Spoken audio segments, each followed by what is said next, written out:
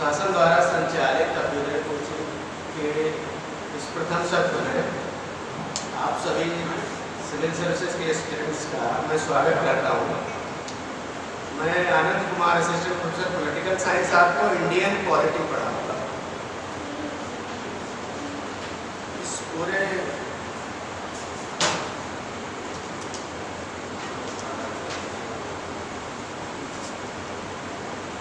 Indian polity के पूरे syllabus में 3 भाग किया गया है। तो पहले भाग में पॉलिटिकल प्रॉब्लम्स हैं, जिसमें 2 टॉपिक है। दूसरा भाग कॉन्स्टिट्यूशन का है और तीसरा है गवर्नेंस का। तीनों भाग मिलकर के जो मॉड्यूल डेवलप किया गया है सिविल सर्विसेज कोचिंग के जैसे सिलेबस के रूप में जीएस में, उसमें पहले सेक्शन में जो 2 टॉपिक दिया गया है वो इंटरनल सिक्योरिटी एक है और दूसरा है लोकतंत्र के समक्ष चुनाव किया। और फिर पॉलिटी वाला जो सेक्शन है, जो कॉन्स्टिट्यूशन जिसको कहा गया है, उसमें संविधान की विशेषताएं, संविधान का परिचय, कॉन्स्टिट्यूएंट असेंबली का गठन,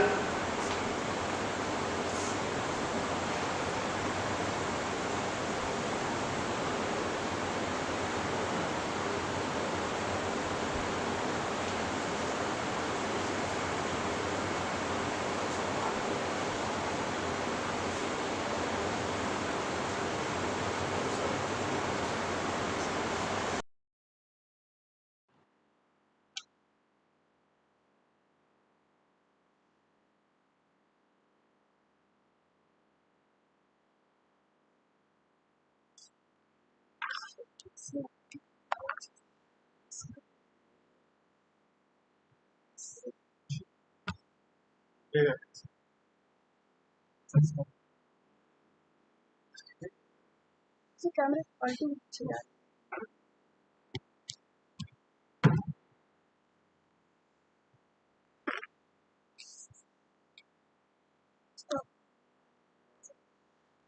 यहाँ कुछ है इसका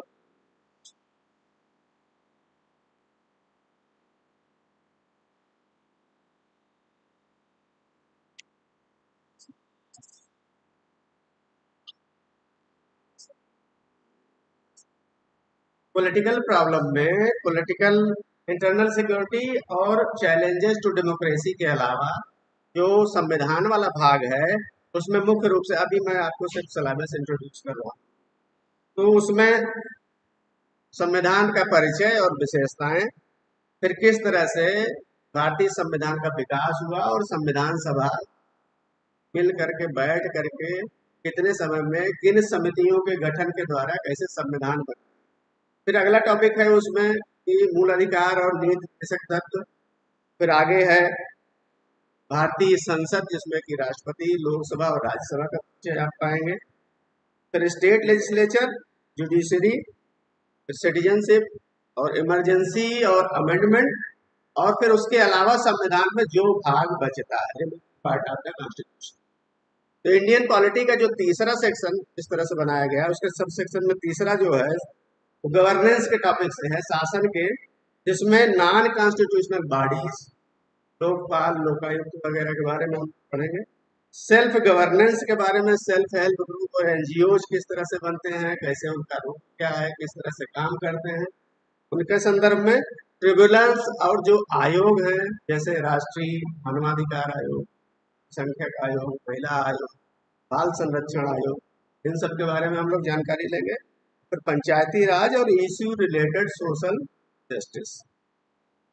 तो स्लाइड के माध्यम से मैं आपको पढ़ाना शुरू कर रहा हूँ जिसमें जो हमारी पहली स्लाइड है वो संविधान के परिचय से।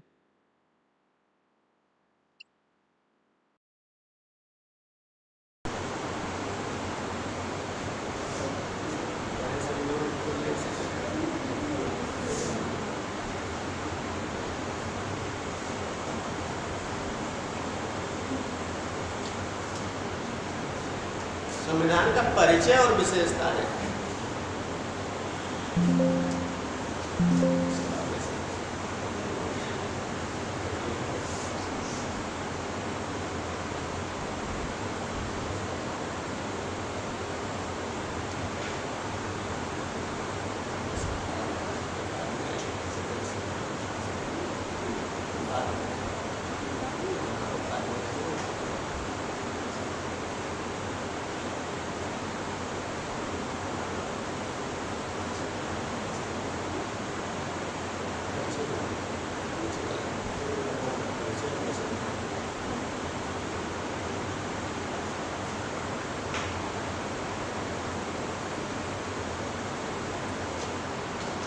तो संविधान का मतलब हुआ कि कोई विधि या व्यवस्था, ऐसी व्यवस्था आपको पता है कि जो शासन को और समाज को चलाए। तो ये जो गणतंत्री क्रांतियां हुई, लोकतंत्र की शुरुआत हुई 16वीं शताब्दी से दुनिया में, तभी से संविधान की आवश्यकता महसूस हुई, संविधान बनाए जाने लगे। इसके पहले भी समाज था और कानून की जरूरत रहती थी और समाज को कानून के अनुसार चलना होता था। तो इतिहास में आप लोगों ने पढ़ा है हम्पूराबी की विधि संहिता थी, भारत में भी मनु स्मृति या मनु संहिता थी। तो वो एक तरह से सामाजिक व्यवस्था को चलाने की प्रणाली थी और उनका कोडिफिकेशन कर दिया गया था, नियमों का, कानूनों का। लेकिन जब लोकतंत्र का प्रसार शुरू हुआ पूरी दुनिया में, सब जगह ये कहा गया कि किस तरह से व्यक्ति की इच्छा पर आधारित शासन, व्यक्ति विशेष का शासन न होकर कानून पर आधारित, विधि पर आधारित शासन और व्यवस्था हो। इसीलिए संविधान की आवश्यकता महसूस हुई। और आप सबको पता है दुनिया के अनेक देशों में जो मॉडर्न कॉन्स्टिट्यूशन बने वो 300-400 साल से ज़्यादा पीछे के नहीं है। जैसे अमेरिका का संविधान या कनाडा का संविधान, ऑस्ट्रेलिया का संविधान, ब्रिटेन का भी संविधान अलिखित कहा जाता है, लेकिन उसमें तमाम ऐसी चीजें जो लिखी भी गई। इस दृष्टि से जो संविधानों का विकास हुआ, फ्रांस की क्रांति हुई, वहां भी संविधान हुआ। भारत में जो संविधान बना, कब बना? भारत की स्वाधीनता के बाद, लगभग आज से कितने वर्ष पहले? लगभग 75 वर्ष पहले। कितना समय हो गया स्वाधीनता? ठीक 1950 में संविधान लागू हुआ, तो सामान्य रूप से 75 वर्ष पहले संविधान भारत में बनना शुरू हुआ और पूरा हुआ। तो इस दृष्टि से आप ये समझे कि पूरी दुनिया में 300 साल से पुराना नहीं है। हमें ये ध्यान देना है कि भारत का संविधान जो निर्मित हुआ, किन व्यवस्थाओं पर और किन परंपराओं पर आधारित था। भारत लगातार लंबे समय तक पराधीन था, लेकिन ब्रिटिश व्यवस्था में जब वो ब्रिटिश अधीनता में था, ब्रिटिश शासन के, तो अनेक चार्टर या भारत शासन अधिनियम आए, जिनकी शुरुआत हुई रेगुलेटिंग एक्ट से, जो कि 1773 में आया, फिट इंडिया एक्ट। इस तरह से हम क्रमशः चलते चलते 1935 के अधिनियम तक आते हैं और भारत का स्वाधीनता अधिनियम जो 1947 में दिया है। तो हम एक लंबे इतिहास से क्रमशः विधायी प्रक्रियाओं से और संवैधानिक विकास से परिचित होते चले गए। हमारे स्वयं के संविधान निर्माण के पहले जब 1947 में हमारे सामने ये चुनौती आई, भारतीयों द्वारा भारत का संविधान बने, तो बहुत कुछ हम उन परंपराओं से परिचित हो चुके थे और उन्हें देख करके ही आगे अपने संविधान को बनाना चाहते थे। और जो संविधान निर्मात्री सभा के सलाहकार थे B.N. राव, वो जस्टिस थे, वो संविधान सभा के सदस्य भी नहीं। उन्हें ये जिम्मेदारी दुनिया के संविधानों का अध्ययन करें और भारत के लिए सलाह दें कि किस तरह का संविधान बने। तो उन्होंने लगभग 60 देशों के संविधान का, तत्कालीन संविधानों का अध्ययन किया और उसका जो अंतिम ड्राफ्ट बना, उसमें एक ड्राफ्ट कमेटी प्रारूप समिति बनी थी भारतीय संविधान निर्माण की 7 सदस्यीय डॉक्टर अम्बेडकर की अध्यक्षता में।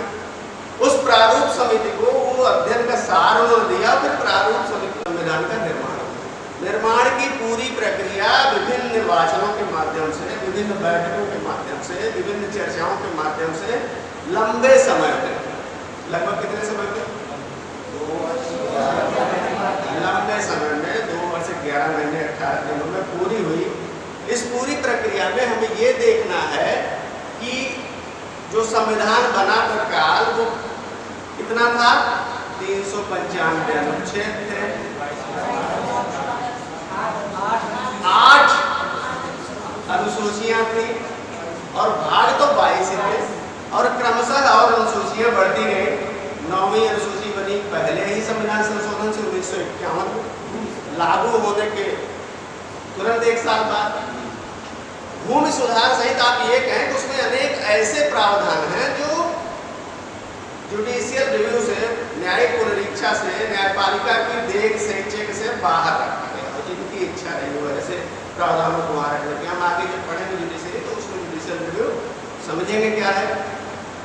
इसके अलावा 10वीं अनुसूची और फिर क्रमशः 11वीं और 12वीं अनुसूची हम लोग जब क्रम से पढ़ेंगे तो इस बारे में भी चर्चा हो जाएगी। तो अभी सिर्फ ये पता चला कि लगभग 395 अनुच्छेद, 22 भाग और 12 अनुसूचियां। ठीक है, तो क्या विशेषता है इतने बड़े संविधान की? ये कहा जाता है दुनिया का सबसे बड़ा लिखित संविधान। कई मायनों में बड़ा है कि लंबे समय तक ये बनाया गया, बहुत व्यापक इसके प्रावधान हैं। इन संदर्भों में जब ये कहा गया कि सबसे बड़ा लिखित संविधान है, तो यही ये सर आइवर जेनिंग्स ने कहा, आपकी जो ये कोचिंग है ये प्रीलिम्स की है, प्रारंभिक परीक्षा की है, तो इसमें तथ्य अधिक होंगे और मुझे लगता है कि आप लोगों को भी जब ऐसा लगे तो हम बार बार तो कहेंगे इसे लिख लें, आप लोग नोट भी करते जाएं। तो सर आइवर जेनिंग्स ने कहा कि भारत का संविधान वकीलों का स्वर्ग है। किस दृष्टि से कहा? इसी दृष्टि से कहा कि इतना अधिक इसके व्यापक प्रावधान हैं और यह भी संभव है कि व्यापकता के कारण कहीं कहीं पर ओवरलैपिंग हो, स्पष्टता ना हो, व्याख्या की आवश्यकता हो, और व्याख्या करने का काम न्यायपालिका में होता है और किसके द्वारा होता है? वकीलों द्वारा इंटरप्रिटेशन किया जाता है किसी कॉन्स्टिट्यूशनल प्रोविजन का। किसी भी संवैधानिक व्यवस्था का वकीलों द्वारा, इसीलिए आइवर जेनिंग्स ने ये बात कही कि ये व्यापक है, प्रावधान तो बहुत हर चीज़ के बारे में बता दिया कॉन्स्टिट्यूशन में, लेकिन यही इसकी असुविधा भी हो गई कि वकीलों के लिए ये अनेक लिटिगेशन के रास्ते खोल देता है। ठीक है, तो इस दृष्टि से हमारा संविधान व्यापक है और लंबे समय पे लिखा गया। इसकी जो प्रमुख विशेषताएं हैं, 8-10 विशेषताएं, उसके बारे में हम लोग चर्चा कर लेते हैं। तो सर्वप्रमुख विशेषता है न्यायपालिका का स्वतंत्र होना। भारत का संविधान आप जब पढ़ने के क्रम में जानेंगे कि जो शासन की व्यवस्थाएं होती हैं वो मूल रूप में 2 स्वरूप में होती हैं। हालांकि उसका डिवीजन कई तरीके से संसदीय, अध्यक्षीय, इस तरह से कई किया गया है, लेकिन मूलतः जो कहा गया एकात्मक है कि संघात्मक। तो भारत का संविधान संसदीय तो है ही है, संघात्मक प्रणाली भी है। संघात्मक क्या मतलब हुआ कि जिसमें एक केंद्र हो और अनेक इकाइयां या राज्य हो। तो आपको पता ही है लगभग 29 राज्य हैं, 29 नहीं है? अच्छा, और कितने केंद्र शासित प्रदेश हैं? ठीक, और एक केंद्र है, एक केंद्रीय सरकार है। तो इनका जो संगठन है, इनका मिलकर के जो व्यवस्था बनी उसे हम संघ कहेंगे, संघीय प्रणाली, फेडरल सिस्टम।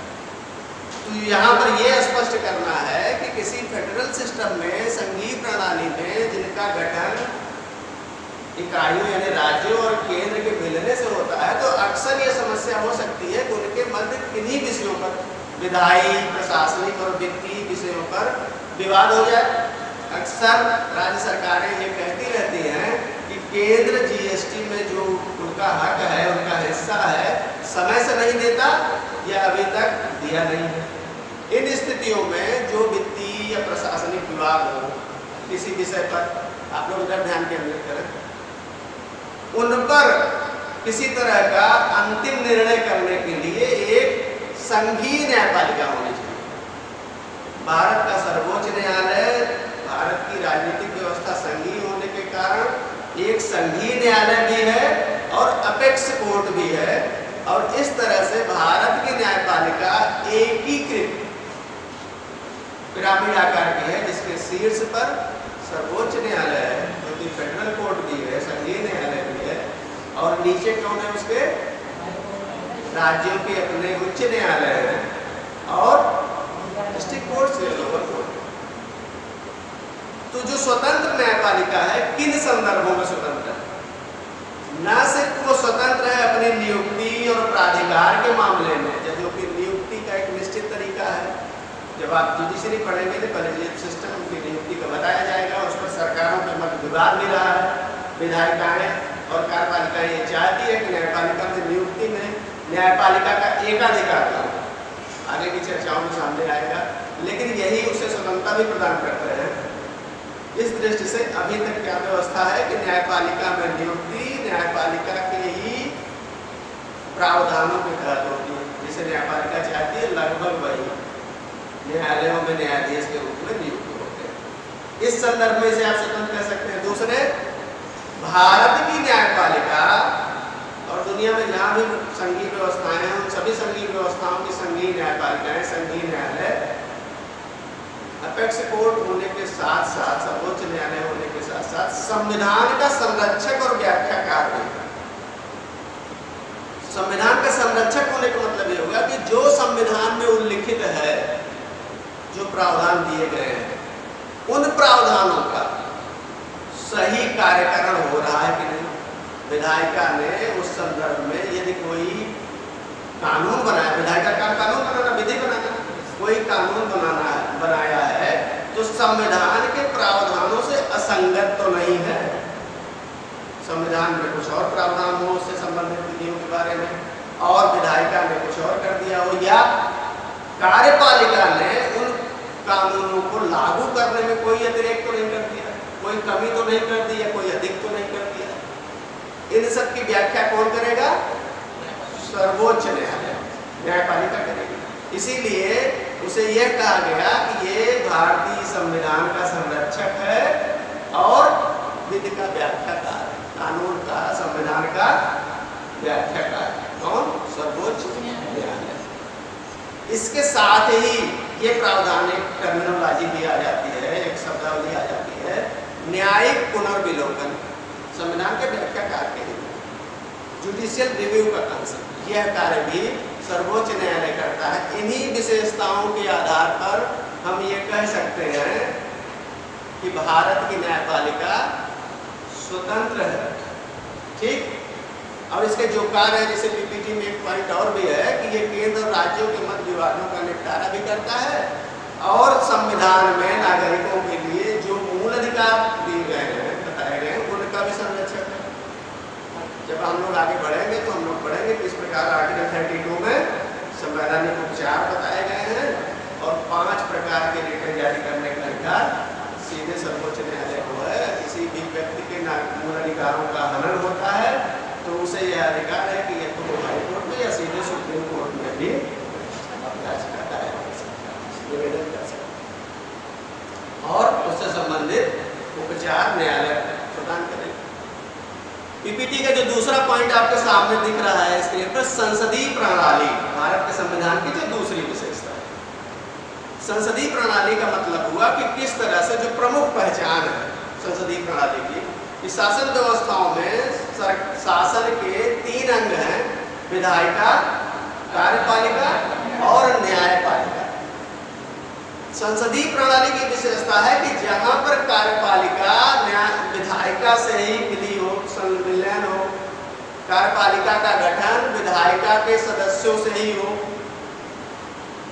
इसके विपरीत जो व्यवस्था अध्यक्षीय होती है वहां पर शक्ति पृथक्करण का सिद्धांत लागू होता है, वहां पर विधायिकाएं अलग होती हैं, वो कार्यपालिका का निर्माण विधायिकाओं के सदस्यों से नहीं होता। उदाहरण के लिए भारत में यहाँ संसदीय प्रणाली है जहाँ पर कार्यपालिका का गठन विधायिका के ही सदस्यों से होता है।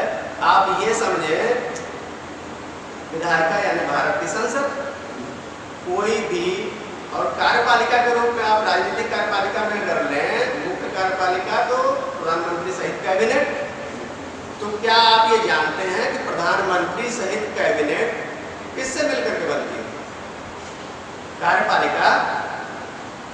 क्या ये संभव है कि प्रधानमंत्री और उनकी कैबिनेट के सभी सदस्य विधायिका के सदस्य न हो, सांसद न हो और अपना पूरा कार्यकाल 5 साल का पूरा कर ले?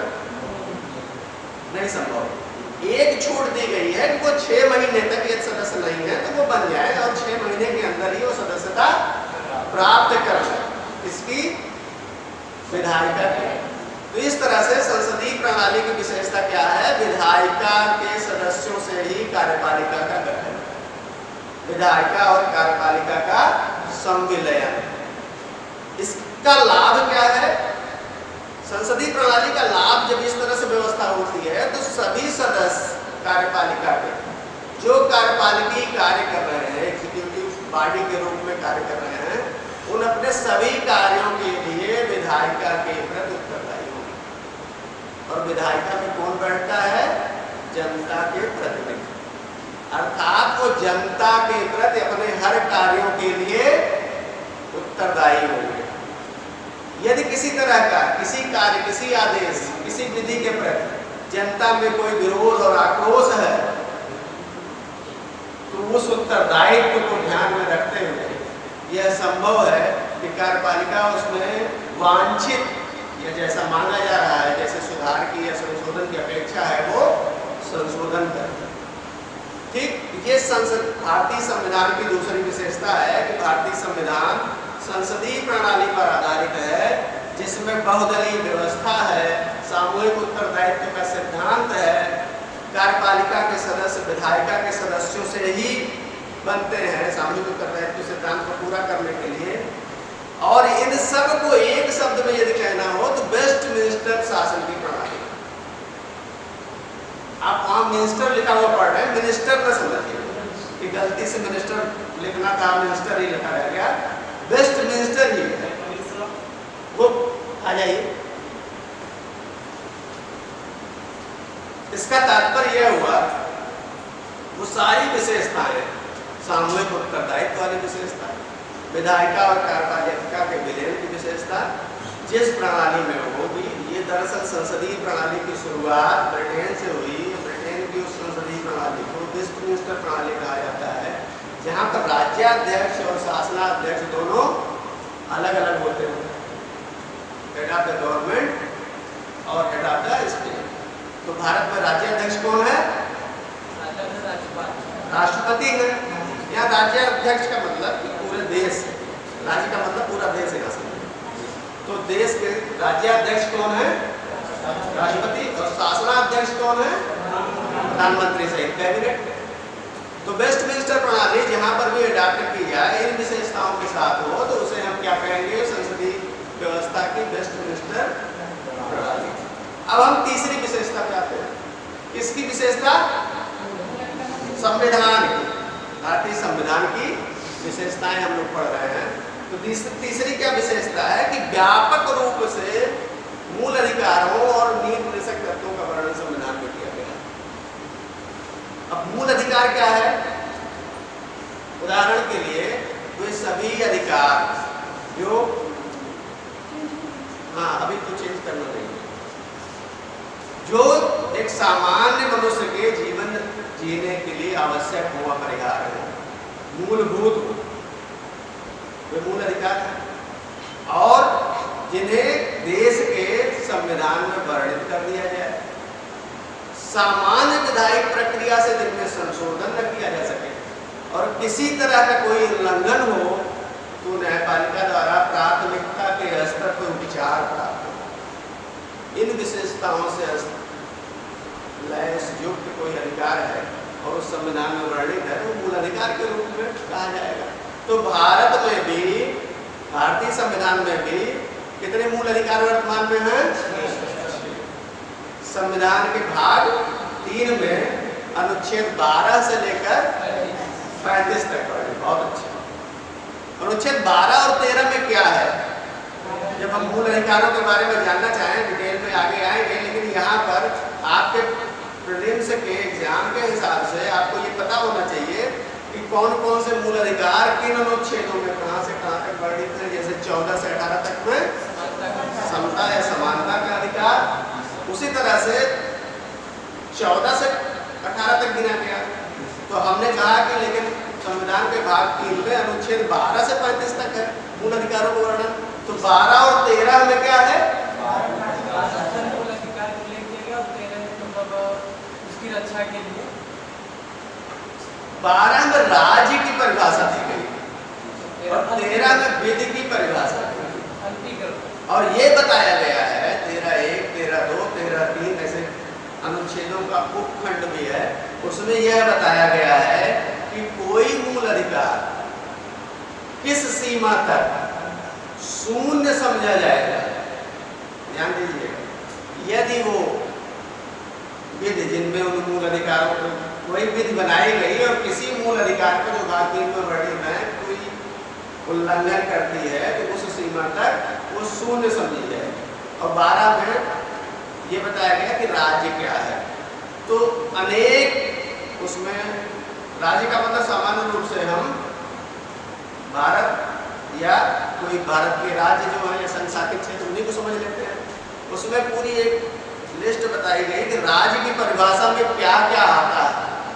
उसमें यह भी बताया गया है कि कौन से प्रशासनिक अधिकरण भी राज्य है, यानी वो सभी संस्थान राज्य हैं जिनके किसी कार्यादेश, आदेश, विधि, उपविधि, नियम, रूढ़ या तथा को विधि का बल प्राप्त हो जाता है।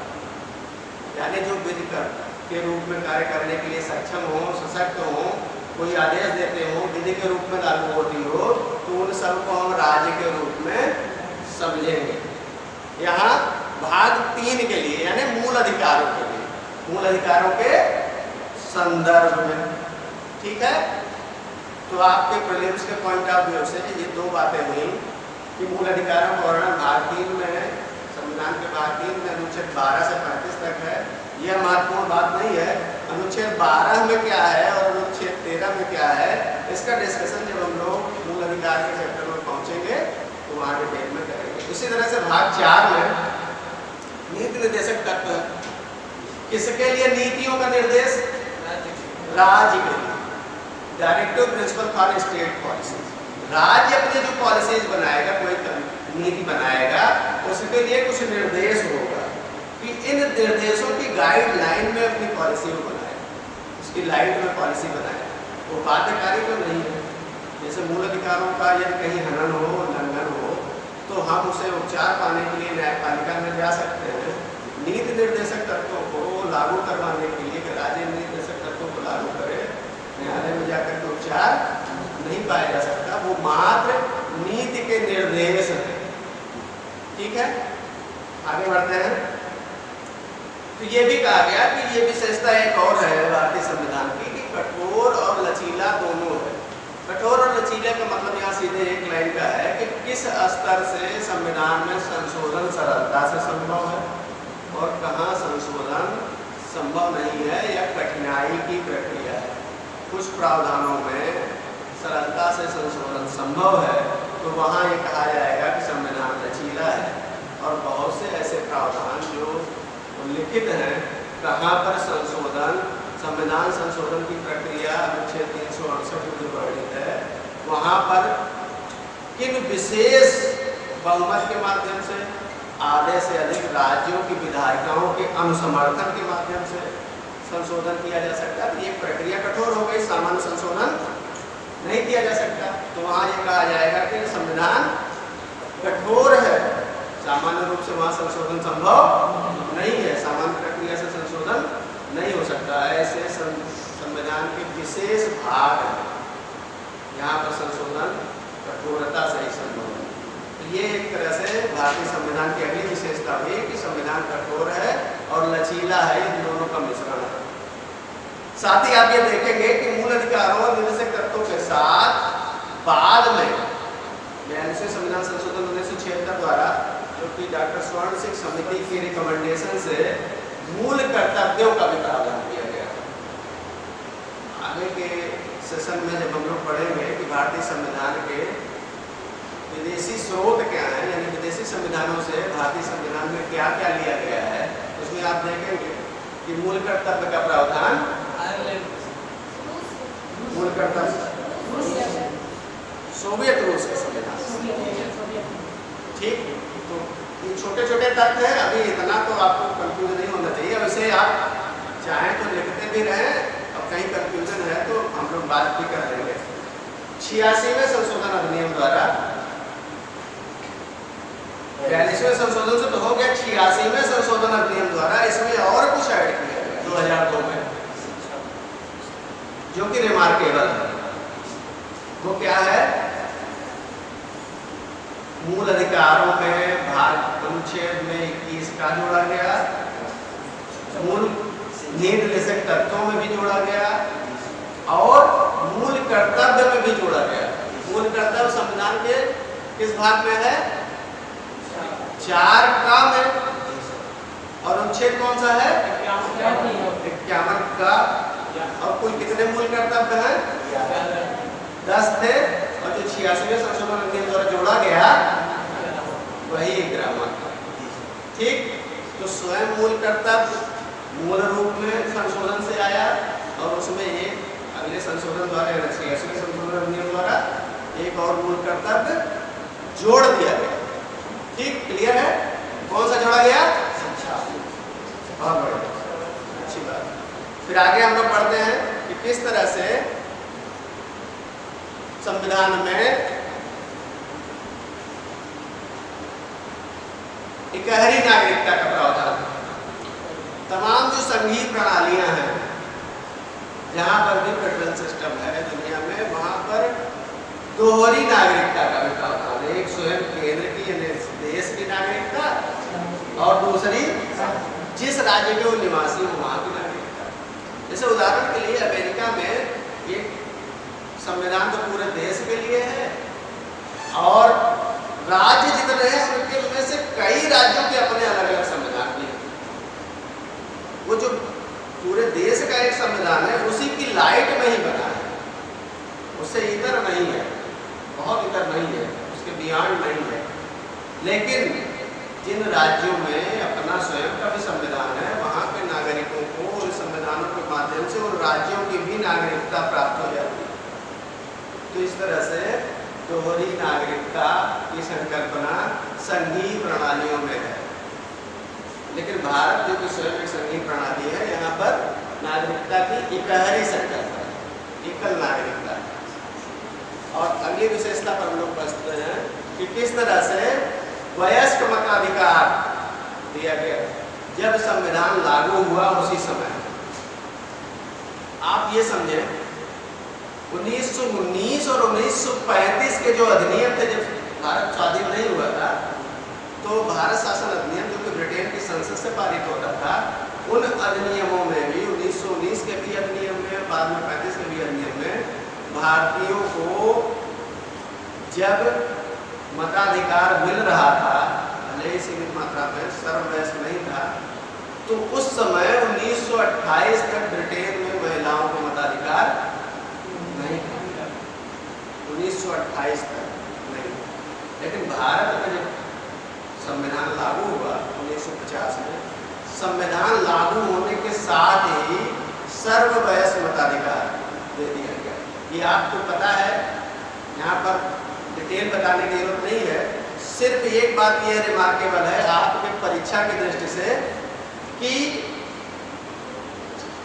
इस मताधिकार की प्रणाली में, मताधिकार की प्रक्रिया में संशोधन करके जो 21 वर्षीय लोगों को मत देने का अधिकार था, उसकी जगह पर 18 वर्ष कर दिया गया। 61वें संविधान संशोधन अधिनियम 1989 कि अब 18 वर्ष के लोग मत दे सके।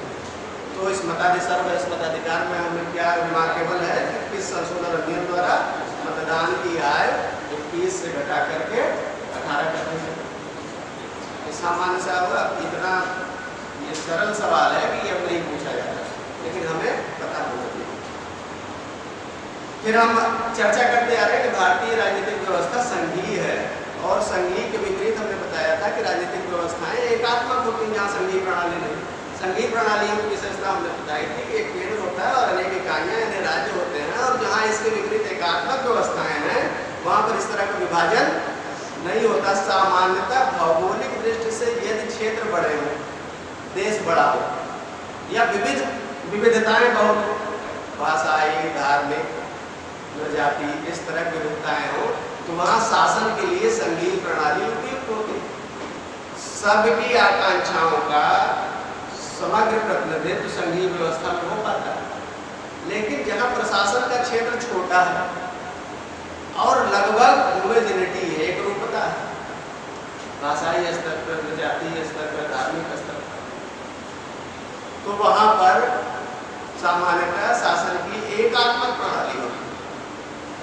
वहाँ पर शासन को केंद्र और इकाइयों में यानी राज्यों में विभाजित नहीं किया जाता। उदाहरण के लिए ब्रिटेन, यूरोप के अनेक देश बड़े छोटे क्षेत्रफल के हैं, लगभग सभी देशों में एक रूपता है अपनी अपनी। फ्रांस फ्रेंच भाषी है, जर्मनी जर्मन भाषी है, लगभग धार्मिक एक रूपता भी है, भाषाई विविधता भी है। इस दृष्टि से एथनिक रूप से भी सभी एक हैं यूरोपीय। तो इस दृष्टि से वहाँ पर अधिकांश देशों में शासन की एकात्मक प्रणाली है। भारत आपको पता है संघीय केंद्र। संविधान के विशेषज्ञ विद्वान ये कहते हैं कि भारत की जो संघीय प्रणाली है उसमें एकात्मकता के गुण भी पाए जाते हैं। तो हमारे लिए यहाँ ध्यान देने योग्य बात क्या है प्रेजेंस के पॉइंट ऑफ व्यू से, कि ऐसे कौन कौन से गुण हैं जो किसी संघीय व्यवस्था को एकात्मकता की ओर झुका हुआ देखते हैं, समझते हैं, इंटरप्रेट करते हैं। तो ऐसी कौन सी बातें हैं? उदाहरण के लिए जैसे भारतीय व्यवस्था में, संविधान में आपातकाल का प्रावधान, इमरजेंसी का, किसी भी फेडरल सिस्टम में इस तरह से आपातकाल जो केंद्र को बहुत अधिक शक्तियां दे देता हो। आपको पता है अनुच्छेद 356 राज्यों के अपने चुनी हुई सरकारें हैं और ये स्थिति दे देता है केंद्रीय व्यवस्था को कि वहाँ चुनी हुई सरकार को विधि के संवैधानिक तंत्र की विफलता के नाम पर हटा करके केंद्र के प्रतिनिधि के शासन वहाँ होने लगते हैं, केंद्र का शासन हो जाता है। तो इस दृष्टि से आप ये कह सकते हैं कि संविधान में ऐसे प्रावधान जिनको इमरजेंसी के रूप में व्याख्यायित किया गया अनुच्छेद 352 में, 356 में और 360 में, राष्ट्रीय इमरजेंसी, राज्यों में संवैधानिक तंत्र की विफलता जिनको आप कहते हैं राष्ट्रपति शासन 356 में और 360 में, वित्तीय आपदा, इकोनॉमिक क्राइसिस की स्थिति, ऐसी स्थिति में केंद्र को सर्वाधिक शक्तियां मिल जाती हैं, जबकि किसी भी संघीय व्यवस्था में जो विभाजन शक्तियों का किया जाता है वो संविधान में स्पष्ट होता है कि केंद्र के पास क्या शक्तियां होंगी, राज्यों की क्या होंगी। शास्त्रीय संदर्भों में कोई फेडरल सिस्टम हो, जैसे अमेरिका, क्लासिकल फॉर्म में ये कहा जाता है कि वहाँ गणना और अवशेष का सिद्धांत कि कुछ प्रावधानों की गणना कर ली गई और कह दिया गया कि ये केंद्र की शक्ति है, विधायी शक्ति है, बाकी जितना भी बचा अवशेष का सिद्धांत, जितना भी बचा वो सब अधिकार राज्यों के हैं, राज्यों के। शास्त्रीय संदर्भों में कोई संघीय प्रणाली इसी सिद्धांत पर कार्य करनी चाहिए, लेकिन भारत में भारत की संघीय व्यवस्था भारत की आवश्यकताओं के अनुसार बनाई गई। भारत का संविधान जो संघीय व्यवस्था देता है, एकता उस समय प्रमुख चुनौती थी, इसलिए राष्ट्र की एकता अखंडता बनाए रखने के लिए जो प्रावधान केंद्र को अधिक शक्तियां देते हैं उनको पहचाना जाए, उन्हें पढ़ा जाए, देखा जाए तो हम ये कहेंगे एकात्मकता का गुण अधिक या एकात्मकता की ओर अधिक झुका है। इसीलिए कुछ विद्वान रहे, सर आइवर जेनिंग्स और के.सी. वियर, ये दोनों लोग ये मानते हैं, के.सी. वियर की एक टर्मिनोलॉजी क्वासी फेडरल, अर्ध संघीय। उन्होंने कहा भारत का संविधान अर्ध संघीय, पूर्ण संघीय नहीं है। पूर्ण संघीय होता तो कैसा होता, गणना और अवशेष के सिद्धांतों का कार्य करता। केंद्र के कुछ निश्चित अधिकार होते, अधिकांश अधिकार इकाइयों के होते, लेकिन भारत की व्यवस्था अलग थी। इसलिए डॉक्टर अम्बेडकर ने कहा कि भारत के संघवाद को तंग सांचों में नहीं ढाला गया। आपके लिए प्रीलिम्स के पॉइंट ऑफ व्यू से ये दो बातें, दो स्टेटमेंट रिमार्केबल है। एक के.सी. वियर का कि जो इंडियन कॉन्स्टिट्यूशन को क्वासी फेडरल कहते हैं, और डॉक्टर अम्बेडकर ने जो कहा, क्या कहा कि भारत की संघीयता को, भारत की संघीय प्रणाली को, भारत के संघवाद को, संघवाद के सिद्धांत को तंग सांचों में नहीं डाला गया। वहाँ पर ये स्कोप है कि संघीयता के साथ साथ राष्ट्रीय एकता और अखंडता के उद्देश्यों को पूरा करने के लिए कुछ एकात्मकता के भी प्रावधान रहे। तो हमने कहा एकात्मकता में तो आपातकाल बताया, कुछ एक दो क्या आप बता सकते हैं और ऐसी क्या पहचाने हैं जिनमें ये कहा जा सकता है कि भारत का संविधान एकात्मक अधिक है? भले ही पीपीटी में लिखा है ऊपर स्क्रीन में, आप सब लोग जो सिविल एस्पिरेंट्स हैं आपने पढ़ा ही है कि राज्यों में राज्यपाल की नियुक्ति कौन करता है? केंद्र सरकार करती है। ये चुनी हुई सरकार के बराबर ही राज्यों में चुनी हुई सरकारों का प्रतिनिधित्व कौन करता है? राज्यों के मुख्यमंत्री, किसी भी दल के हो सकते हैं, लेकिन केंद्रीय सरकार एक अपना प्रतिनिधि वहां रखती है। केंद्र के प्रतिनिधि के रूप में राज्यपाल का काम कर रहा है।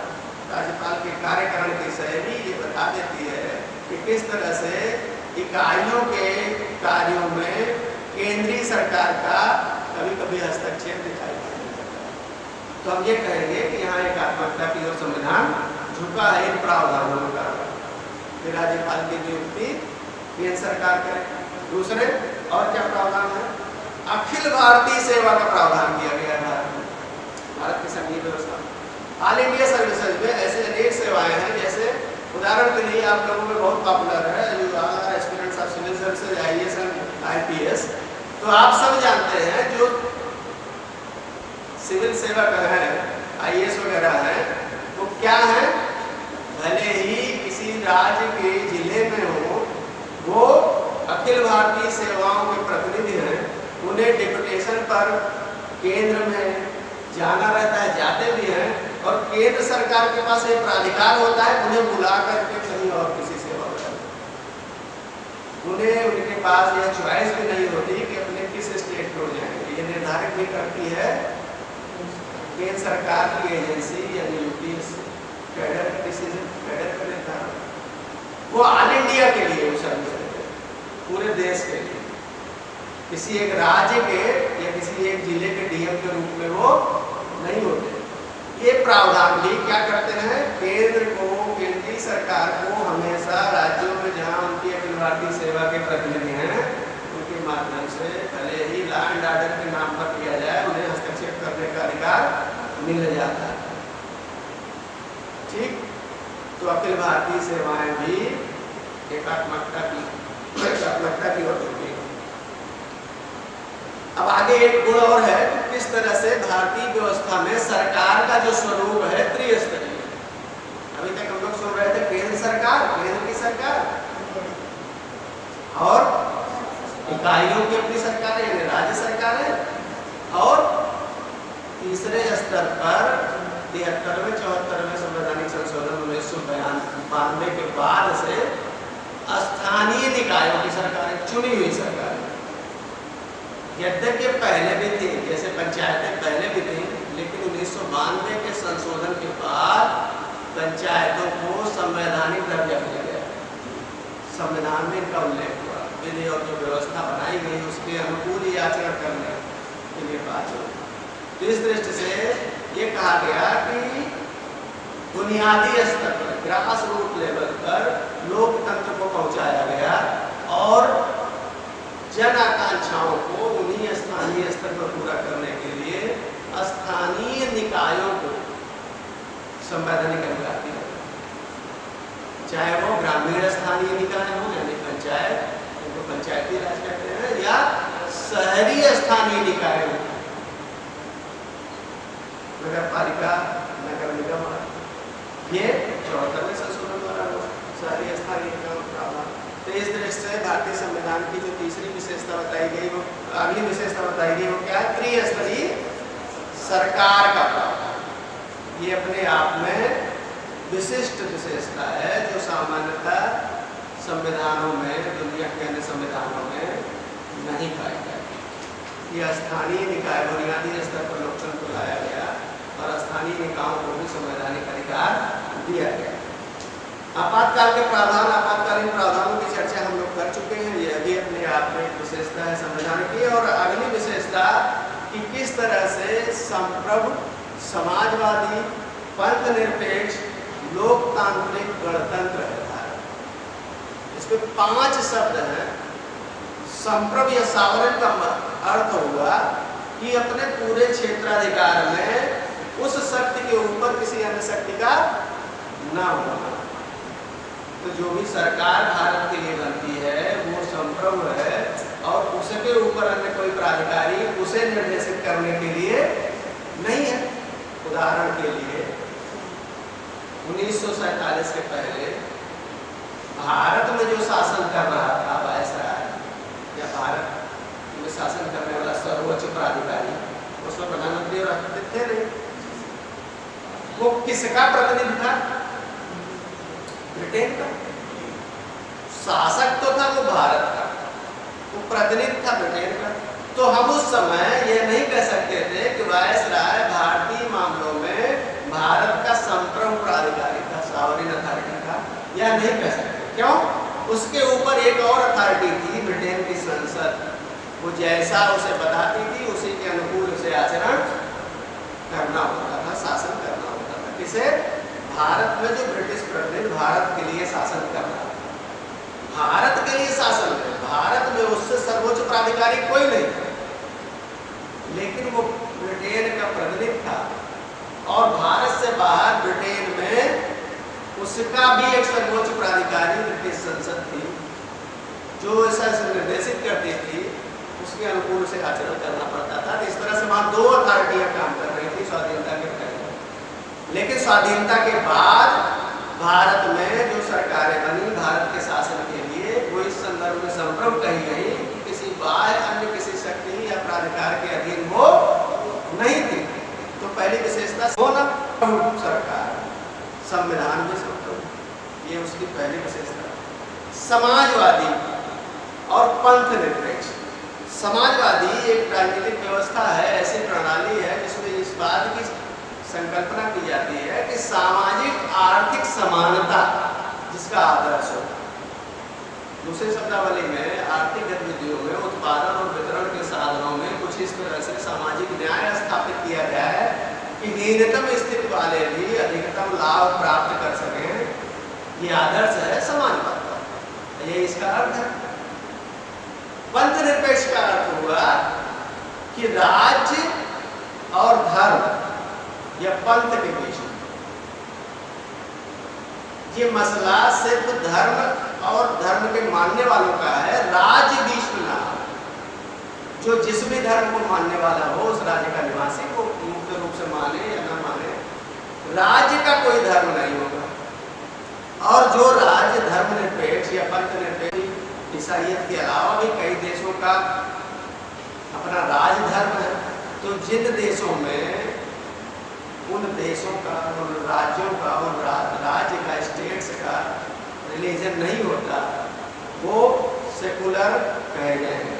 ये माना जाता है पंथ निरपेक्षता का मतलब है कि धर्म या पंथ संबंधी जो धारणा है उसका संबंध सिर्फ नागरिकों से हो, राज्य से नहीं। पंथ निरपेक्ष में ऐसा नहीं है नागरिकों का भी कोई धर्म नहीं होगा या किसी धर्म को मानने की उनको आजादी नहीं होगी। संविधान के भाग 3 में मूल अधिकारों में ये वर्णित है कि सभी नागरिकों को उनके धर्म के मानने की आजादी होगी, उनका वो धार्मिक अधिकार भी होगा, मूल अधिकार का। लेकिन राज का कोई धर्म नहीं होगा, ये पंथ निरपेक्षता है। ठीक। फिर लोकतांत्रिक डेमोक्रेसी, इसका अर्थ हुआ लोगों का तंत्र, जनता का जो तंत्र या व्यवस्था या शासन प्रणाली हो, जो सिस्टम हो, उसमें लोगों की भागीदारी हो, लोगों की आकांक्षाओं के अनुरूप हो, लोगों द्वारा चुना हो और उन्हीं के हित के लिए कार्य करे। ऐसे लोकतंत्र की संकल्पना है। आगे क्या है? गणतंत्र, रिपब्लिक, डेमोक्रेटिक रिपब्लिक। यहाँ रिपब्लिक का अर्थ हुआ जो राज्य अध्यक्ष है वो मनोनीत या वंशानुगत न हो, वरन वो भी जनता द्वारा चुना हो। रिपब्लिक का कॉन्सेप्ट क्या हुआ? कौन? राज्याध्यक्ष। जैसे भारत में राज्याध्यक्ष कौन है? राष्ट्रपति। राष्ट्रपति भी जनता द्वारा या जनता के प्रत्यक्ष निर्वाचन प्रणाली है, जनता के नाम की जा रहा है, या जनता के अप्रत्यक्ष निर्वाचन प्रणाली, जनता के प्रतिनिधियों द्वारा चुना गया, वो मनोनीत ना हो या वंशानुगत न हो। जैसा कि ब्रिटेन वगैरह में अन्य जगहों पर होता है, जहाँ पर गणतंत्र नहीं है वहाँ पर अन्य प्रणालियाँ हैं। यहाँ पर या तो मनोनीत हो जाते हैं या तो वंशानुगत रूप से कार्य करते हैं। इस तरह से हमने ये देखा कि किस तरह से भारतीय संविधान की जो विशेषताएं हैं उनके माध्यम से हमने ये समझा कि संविधान किस तरह से कार्य करता है, संविधान का परिचय और संविधान की विशेषताएं। अब इस पर आ गए कि भारतीय संविधान का स्रोत क्या है।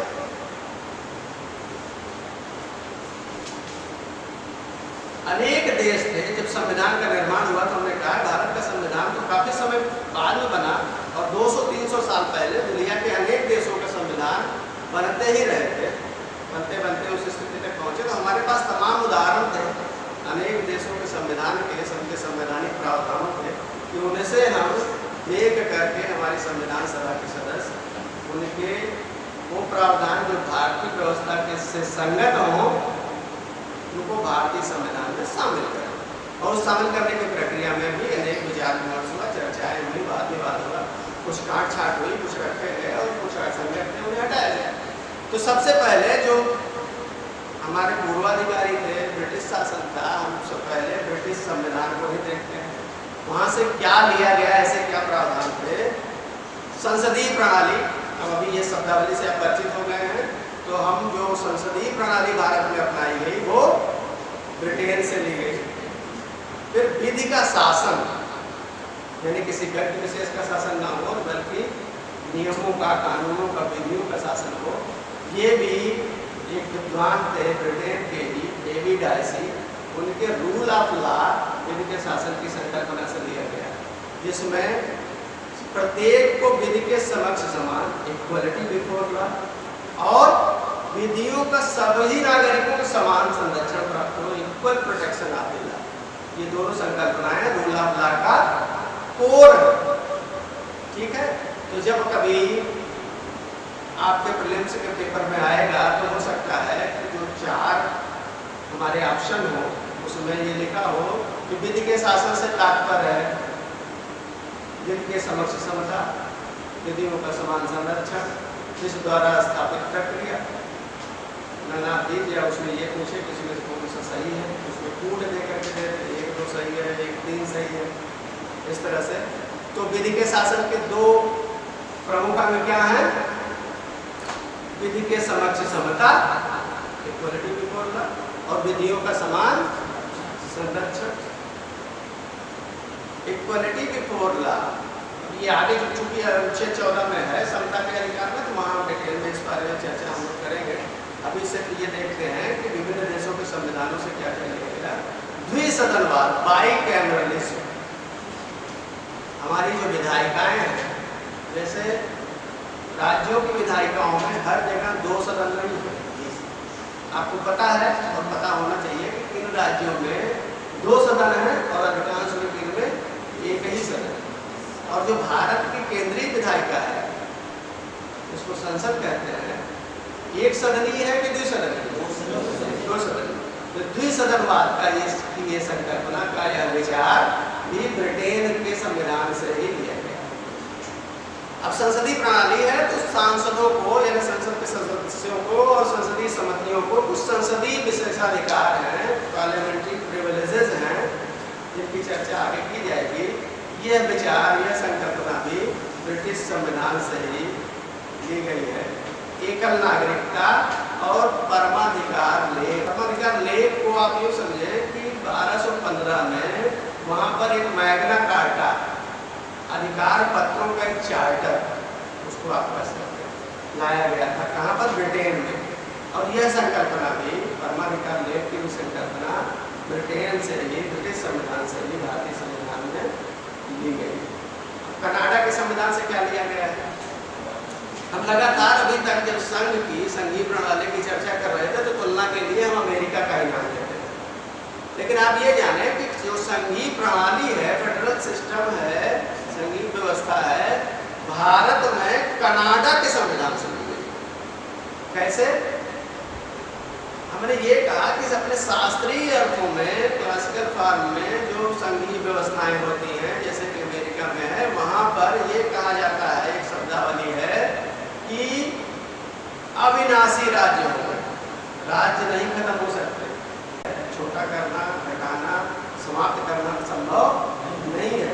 लेकिन कनाडा में, कनाडा की व्यवस्था में और कनाडा सहित भारत की व्यवस्थाओं में विनाशी राज्यों का अविनाशी संघ। यहाँ पर आप देखते हैं लगातार राज्यों की संख्या बढ़ती और घटती। आपने देखा है कहाँ पर किसी एक राज्य को खत्म करके उसमें से एक यूनियन टेरिटरी भी बनाई जा सकी भारतीय संसद द्वारा। यानी संसद को, विधायिका को यह अधिकार है कि राज्यों के नामों में, सीमाओं में, क्षेत्र में कमी बेसी या परिवर्तन कर सकती है। ऐसा प्रावधान कहाँ से लिया गया है? कनाडा के संविधान से लिया गया। कनाडा का संविधान ये जब बना था तो ब्रिटिश नॉर्थ अमेरिका एक्ट कहलाया था, उसमें यह प्रावधान था। उसमें यह कहा गया था कि जो संघ होगा वो अविनाशी होगा और राज्य घटते बढ़ते रहेंगे। वही प्रणाली, संघीय व्यवस्था अडॉप्ट की गई। राज्यपाल की नियुक्ति भी जिस तरह से केंद्र के प्रतिनिधि के रूप में कनाडा में, कनाडा और ऑस्ट्रेलिया दोनों जगहों पर केंद्रीय प्रतिनिधि के रूप में जो केंद्र से नियुक्त होता है, वैसा ही भारत में केंद्रीय प्रतिनिधि के रूप में राज्यों में, इकाइयों में राज्यपाल नियुक्त होते हैं। सर्वोच्च न्यायालय को भारतीय संविधान के अनुच्छेद 143 में परामर्शी का अधिकार दिया गया। उसकी जो अथॉरिटी है, सर्वोच्च न्यायालय की जो अधिकारिता है, मूल प्राधिकार, अपीली प्राधिकार, परामर्शी का अधिकार इस तरह से उसकी अथॉरिटी विभाजित है। अनुच्छेद 143 में सर्वोच्च न्यायालय के प्राधिकार में इस बात का उल्लेख है कि वह राष्ट्रपति को मांगे जाने पर सलाह दे। कौन? सर्वोच्च न्यायालय, जो कि बाध्यकारी नहीं होगी किसी विधि के प्रश्न पर, किसी संवैधानिक व्यवस्था पर। सरकार को, यहाँ राष्ट्रपति का सरकार से, सरकार को किसी विषय पर परामर्श लेना है सर्वोच्च न्यायालय से विधिक प्रश्न पर, तो यह प्रावधान संविधान में कनाडा के संविधान के विचार से ही दिया गया है। न्यायालय का परामर्शी का अधिकार होना। अवशिष्ट शक्तियां केंद्र में हो, एक मजबूत केंद्र हो, ये भी व्यवस्था कनाडा के संविधान से ली गई है। यानी किस तरह से अर्धसंघीय है, क्वासी फेडरल है, अधिक से अधिक शक्तियां और अधिकारिताएं केंद्र के पास हैं। ये समस्त विचार कनाडा की व्यवस्था से भारतीय संविधान में दिया गया। फ्रांस के संविधान में, फ्रांस में जब क्रांति हो रही थी तो स्वतंत्रता, समानता और बंधुत्व फ्रांसीसी क्रांति का नारा था, और ये अपने आप में लोकतंत्र का मूल्य है। फैक्ट की दृष्टि, तथ्य की दृष्टि से प्रारंभिक परीक्षा के रूप में आपको सिर्फ यह समझना है कि विभिन्न देशों के संविधानों से ऐसे कौन से प्रावधान हैं जो भारतीय संविधान में दिए गए।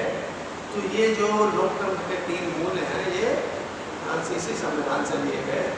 गणतंत्रीय प्रणाली भी फ्रांसीसी संविधान से ही ली गई। अमेरिका के संविधान से भारतीय संविधान बहुत प्रभावित है। कई बार ये सवाल आया कि अमेरिकी संघ और भारतीय संघ में क्या समानता है। कुछ 2-3 प्रोविजन दे देते हैं और एक जो समानता वाला है वो भी लिख देते हैं प्रश्न के किसी विकल्प में।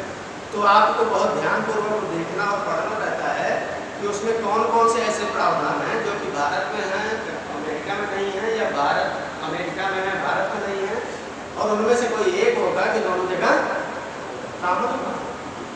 तो हमें ये जानना होगा कि ऐसे कौन कौन से प्रावधान हैं जो कि अमेरिकी संविधान से भारत के संविधान में लिए गए। उदाहरण के लिए मूल अधिकार और राष्ट्रपति को महाभियोग को आपको पता है, और आगे जब हम लोग राष्ट्रपति पढ़ेंगे तो किस तरह से महाभियोग लगाया जाता है, किन परिस्थितियों में लाया जाता है, ये पूरा लंबा डिटेल। और मूल अधिकारों का भी प्रावधान अमेरिकी संविधान से ही लिया गया है। उपराष्ट्रपति का पद भी लिया गया है, और न्यायाधीशों के हटाने की प्रक्रिया, जिसको महाभियोग कह सकते हैं यहाँ पर, इम्पीचमेंट, न्यायाधीशों को हटाने की प्रक्रिया भी वहीं से अमेरिकी संविधान से ली गई है। और न्यायिक पुनरावलोकन का विचार, जुडिशियल रिव्यू, ये प्रावधान भी अमेरिकी संविधान से भारतीय संविधान। जापान के संविधान से विधि द्वारा स्थापित प्रक्रिया ली गई है। इसको अमेरिकी ब्रिटिश संविधान में विधि का शासन से मत जोड़ दीजिए। प्रोसेस एस्टैब्लिश्ड बाय लॉ, कोई भी प्रक्रिया, विधि द्वारा स्थापित प्रक्रिया, कोई भी कार्य हो रहा हो, विधायी, प्रशासनिक या न्यायिक, जो विधि ने उस कार्य की जो प्रक्रिया, जो प्रोसेस एस्टैब्लिश कर दिया है रूल में, विधि में, कानून में, लॉ में, उसके अकॉर्डिंग ही, उसके अनुकूल ही वह कार्य होना चाहिए। यह संकल्पना विधि द्वारा स्थापित प्रक्रिया कहलाती है। इसमें ये बाधा होती है, समस्या होती है कि अपने रूखे रूप में कानून ने कुछ कह दिया, लगातार हम उसका पालन उसी के अनुकूल, उसमें वांछित संशोधन या कोई मूल्य है जो कि उस स्थापित प्रक्रिया को स्वीकार करने से उस मूल्य का हनन हो रहा हो, तो हम उस मूल्य पर ज़्यादा ध्यान नहीं देते। बस शाब्दिक निर्वचन की प्रक्रिया में जो विधि ने स्थापित कर दिया उसके अकॉर्डिंग करके चले जाते हैं। तो इसके पहले एक दूसरा था प्रोसेस एस्टैब्लिश बाय लॉ का ड्यू प्रोसेस ऑफ लॉ, विधि की सम्यक प्रक्रिया, जो कि अमेरिका में, क्योंकि भारत में, भारतीय संविधान में नहीं है। भारतीय संविधान में जापान से ली गई विधि की स्थापित प्रक्रिया है। हम लोग आगे जुडिशरी पढ़ेंगे तो विधि की सम्यक प्रक्रिया पर डिटेल डिस्कशन होगा। अभी हम लोग ये समझ रहे हैं कि विभिन्न देशों के संविधान से भारतीय संविधान में क्या क्या लिया गया। तो विधि की सम्यक प्रक्रिया मात्र प्राकृतिक न्याय के सिद्धांत ऋजु और युक्त होने की किसी प्रक्रिया की बात करता है, बस इतने की बात करता है। विधि की सम्यक प्रक्रिया आप देखेंगे, एक लाइन यहाँ पर स्पष्ट कर देना उचित होगा। न्यायपालिका में सामान्य रूप से जो एग्रीव्ड है, पीड़ित व्यक्ति है, वो न्यायालय में उपचार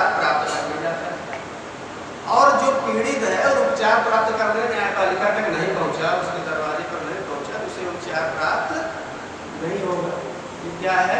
प्रोसेस एस्टेब्लिश हो जाएगा। ठीक, प्रोसेस एस्टेब्लिश कर दिया अल्लाह ने कि किसी को न्याय प्राप्त करना है तो यहाँ पालिका भी याचिका करनी होगी अपने वकील के माध्यम से, ये जो सामान्य सिद्धांत था न्यायिक उपचारों का, इसके आगे चल करके जुडिशियल रेमेडीज के रूप में PIL आया, पब्लिक इंटरेस्ट लिटिगेशन। कि किसी, अभी तक ये था कि जो कोई पीड़ित है किसी समस्या से, जो एग्रीव्ड है, वही जाए न्याय प्राप्त करने के लिए।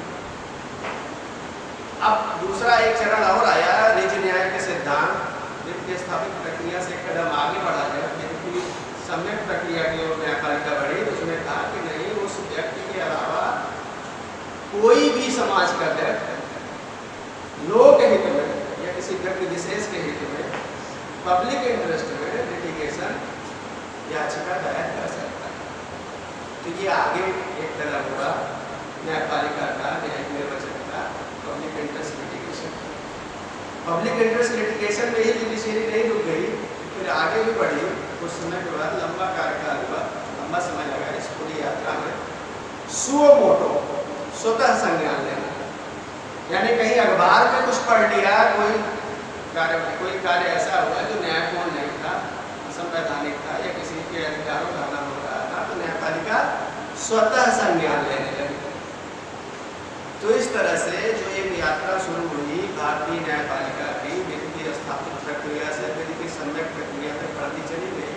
संविधान में तो जापान के संविधान से विधि की स्थापित प्रक्रिया ही ली गई है, प्रोसेस एस्टेब्लिश बाय लॉ लिया गया है। विधि की सम्यक प्रक्रिया नहीं अडॉप्ट की है, लिखित नहीं है, लेकिन न्यायिक कार्यवाहियों में अब ये स्वीकृत मूल्य के रूप में प्रचलित है। ठीक, अब आगे हम लोग पढ़ते हैं। आयरलैंड के संविधान से राज्यसभा में जो सदस्यों का नामांकन होता है, कितने लोग नामांकित होते हैं? किस क्षेत्र से? साहित्य, विज्ञान, कला और समाज से। और जो राज्य की विधायिकाएं हैं, उसमें जो द्वितीय सदन है, उसमें एक और जुड़ जाता है सहकारिता। केंद्रीय विधायिकाएं राज्यसभा में सहकारिता के क्षेत्र से नहीं नियुक्त होते, नामांकित नहीं होते। तो आपको पता है कि सचिन तेंदुलकर जब राज्यसभा के सदस्य के रूप में नामांकित हुए थे, तो इस जो 4 कैटेगरी है उसमें किसने? साहित्य से, विज्ञान से, कला से। वहाँ जो निर्वाचन किया गया था उसमें कला का जो स्वरूप था, अब तक जो नामांकित होते थे कला के क्षेत्र से, अधिकांशतः आपने देखा होगा, चाहे फिल्मी दुनिया के कलाकार हो, नामचीन कलाकार, या संगीत या चित्रकला, इन क्षेत्रों के लिए विशुद्ध रूप से कला के ही जानकार। तो ये जो है जानकारों के समक्ष एक चुनौती थी कि सचिन तेंदुलकर जी का नामांकन ये जो 4 कैटेगरियां हैं उनमें कहाँ से हुआ था, ये हम लोगों के जानने का विषय नहीं है। बस हमें ये इसी बहाने याद रखना है कि 4 क्षेत्रों से राज्यसभा में सदस्य इन 4 विशेषज्ञता के क्षेत्रों से नामांकित होते हैं, जो कि दिया गया है कहाँ से? किस देश के संविधान से? आयरलैंड से। राष्ट्रपति की जो निर्वाचन की प्रक्रिया है, आनुपातिक प्रणाली के एकल हस्तांतरण नियमक पत्र, जब हम राष्ट्रपति पढ़ेंगे तो उसके निर्वाचन में डिटेल में इसको समझेंगे। ये पूरी प्रक्रिया भी आयरलैंड के संविधान से ही दी गई है। और अभी आप लोग चर्चा जब मूल कर्तव्य में कर रहा था तो आपने कहा था कि आयरलैंड से लिया गया है, तो आपकी जानकारी में जो ओवरलैप हो रहा था, और क्या लिया गया है आयरलैंड से? Directive principle of state policies. ये 3 प्रमुख बातें, ये आपको याद होना चाहिए। और अधिकांशतः जो बहुत प्रचलित है, जो बहुत ज्ञात है, सवाल वहाँ से नहीं पूछा जाता, जहाँ पर बहुत छुपा हुआ प्रश्न होता है वहीं से पूछा जाता है सत्य के रूप में। दक्षिण अफ्रीका के संविधान से संविधान संशोधन की प्रक्रिया, क्योंकि भारत के संविधान के अनुच्छेद 368 में है। और राज्यसभा का निर्वाचन किस तरह से होगा? सदस्यों का मनोनयन वाले तो हो गए 12, बाकी सदस्यों का निर्वाचन भी तो होता है। उसकी क्या प्रक्रिया होगी? ये किस देश के संविधान से दिया गया है ये विचार? South Africa. ऑस्ट्रेलिया से लिया गया है। दोनों सदनों की कभी कभी संयुक्त बैठक बुलानी पड़ती है संसद की। ऐसी विशेष स्थितियां आई हैं और हम लोग जब संसद पढ़ेंगे तो 3 प्रमुख जो स्थितियां थी उनके बारे में चर्चा करेंगे और तथ्य के रूप में आपको याद भी रखना है। और प्रमुख यह है कि संयुक्त बैठक का प्रावधान किस अनुच्छेद में है, किन स्थितियों में बैठक होती है, कौन प्रोसीड करता है। लेकिन यहाँ पर महत्वपूर्ण सिर्फ यह है कि यह प्रक्रिया, यह व्यवस्था, यह संकल्पना किस देश के संविधान से ली गई है?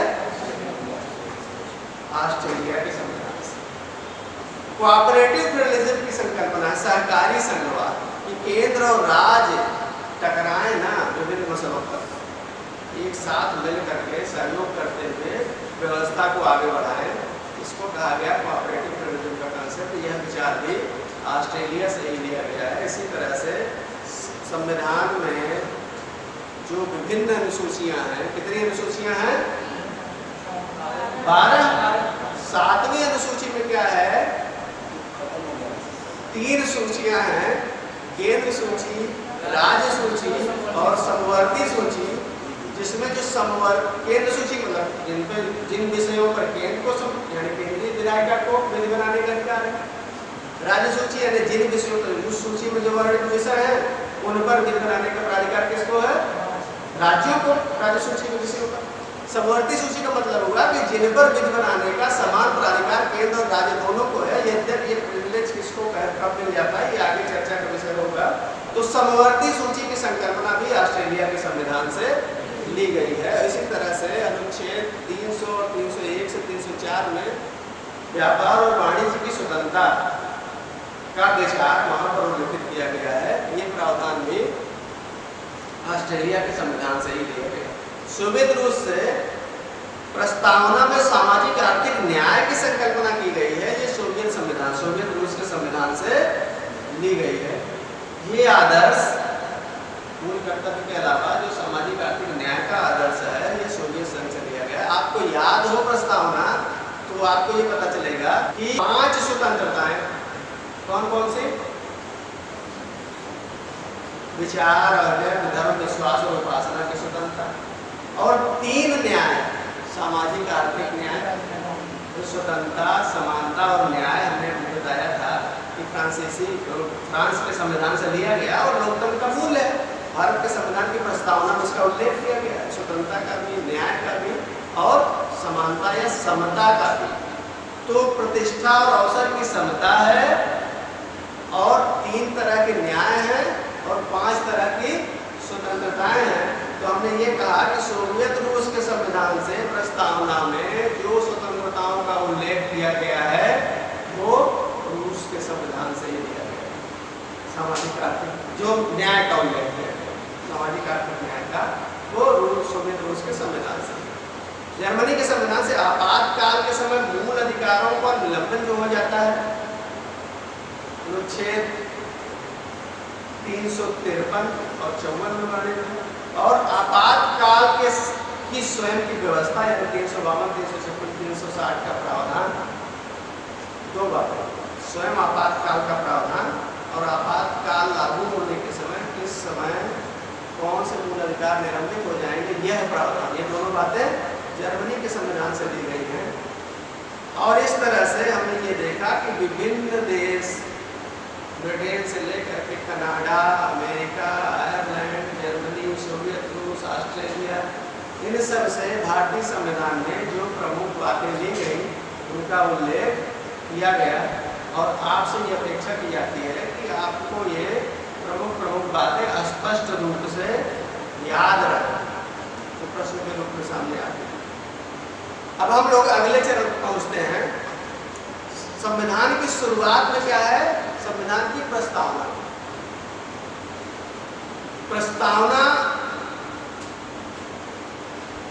क्या संविधान का अंग है कि नहीं? पहली बात, ये विवाद का प्रश्न था। काफी समय बाद पता चला कि संविधान का अंग है। पहले यह भी विचार था कि संविधान का अंग नहीं है। फिर इसकी कितनी महत्ता है, क्या इंपॉर्टेंस है, इसके बारे में क्या क्या कहा गया है विभिन्न लोगों द्वारा, यह भी आपके लिए स्फीयर ऑफ इंटरेस्ट है। आपको ये जानना चाहिए और प्रश्न के रूप में आता है। जैसे उदाहरण के लिए एक बार आ गया था कि आप लोगों को याद होगा कि संविधान की आत्मा किसे कहा जाता है? सामान्य रूप से ये कहा जाता है अनुच्छेद 32 को डॉक्टर अंबेडकर ने संविधान की संवैधानिक विचारों के अधिकार को संविधान की आत्मा कहा। प्रस्तावना को भी कई लोगों ने अलग अलग समय पर अलग अलग तरीके से बताया है। किसी ने संविधान की कुंजी कहा है, किसी ने संविधान की आत्मा कहा है, किसी ने कहा निर्वाचन के लिए हमें यहीं से मूल स्रोत मिलते हैं। तो के.एम. मुंशी जो कि उस समय जो संविधान सभा बने थे उसके सदस्य भी थे, और अर्नेस्ट बारकर जो कि पॉलिटिकल थिंकर है या एकेडमिशियन है, ब्रिटिश एकेडमिशियन, इन्होंने भी कहा था कि मूल आदर्शों की कुंजी है। और के.एम. मुंशी ने कहा था ये जन्म कुंडली है, इसको प्रस्तावना, ठीक है, मूल आदर्शों की कुंजी कहा था अर्नेस्ट बारकर ने, और के.एम. मुंशी ने इसे मूल आदर्शों की जन्म कुंडली कहा। गोलकनाथ का एक केस आया था 1967 में सुप्रीम कोर्ट में। गोलकनाथ नाम पंजाब राज्य, उसमें जस्टिस सुब्बा राव थे, उन्होंने, और बाद में बेरूबारी वाद एक आया था, और पहले ही आया था 1951 में बेरूबारी वाद। उन दोनों स्थितियों में गोलकनाथ वाद में जस्टिस सुब्बा राव ने और बेरूबारी केस में और पहले भी सर्वोच्च न्यायालय ने यह बताया था कि संविधान का भाग प्रस्तावना नहीं है। लेकिन आगे चल करके केशवानंद भारती का केस आया 1973 में। केशवानंद भारती का नाम केरल राज्य, आपकी जानकारी के लिए थोड़ा बता दें, केशवानंद भारती जी एक मठ के महंत थे, संत थे, जिनकी अभी ही मृत्यु हुई 2-3 साल पहले। तो भारतीय संविधान आप पढ़ने लगेंगे तो केशवानंद भारती का केस बहुत ही महत्वपूर्ण, रिमार्केबल है, और बहुत चर्चा है इसमें। बहुत ही ऐसी व्याख्या की गई इस केस में संविधान की कि उसके बाद पूरी संकल्पना में परिवर्तन हो गया। बहुत सी चीज़ें स्पष्ट हो गई कि कानून में या संविधान में किसके प्राधिकार किस सीमा का, केशवानंद भारती में ही स्पष्ट हो गया। उसी बाद में ये माना गया कि संविधान का अंग है प्रस्तावना। उपरोक्त पहले के 2 बारों में संविधान का अंग नहीं माना गया था, और केशवानंद भारती के केस में 1973 से प्रस्तावना को संविधान का अंग मान लिया गया। और उसी में एक टर्मिनोलॉजी उन्होंने दी थी, बेसिक फीचर की, बुनियादी ढांचे का सिद्धांत। उसमें ये बताया था बुनियादी ढांचा मतलब यदि कोई निर्माण किया जाए तो उसका आधार क्या है। तो कहा कि प्रस्तावना में जो लिखित आदर्श है वो संविधान का बुनियादी ढांचा है। यदि सब प्रस्तावना संविधान का अंग नहीं है तो बुनियादी ढांचा समझ में नहीं है। इस दृष्टि से उन्होंने बताया कि प्रस्तावना संविधान का अंग है। इसमें बताया गया केशवानंद भारती के केस, ठीक। अब इस दृष्टि से हम लोगों का 2 टॉपिक पूरा हुआ। एक संविधान के विभिन्न स्रोत और फिर भारतीय संविधान की विशेषता। जो आपका अगला टॉपिक है उसमें हमारे और कॉलेज हैं वो पढ़ाएंगे मूल अधिकारों से संबंधित चर्चा है, नागरिकता से संबंधित विषय, तो क्रमशः हम लोग आते रहेंगे और आगे के विषय पर आपकी चर्चा होती रहेगी।